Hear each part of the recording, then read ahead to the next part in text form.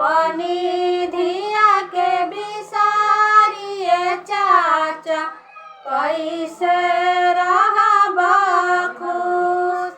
रोवेली सुंदर धिया जार से बेजार। रोवेली सुंदर धिया जार से बेजार। होत सबेरवा उड़ी जाई सुगवा पखिया हो पसार।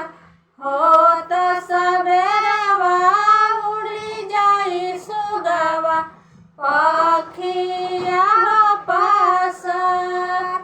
कापेला कुसवा कापेला कलशवा कापेला कुला परिवार।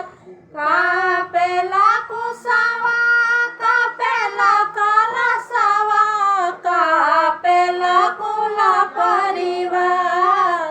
पोसल पालल धियावा के चाचा जनी दिहा दूसर के साथ। पोसल पालल धियावा के चाचा जनी दिहा दूसर के साथ।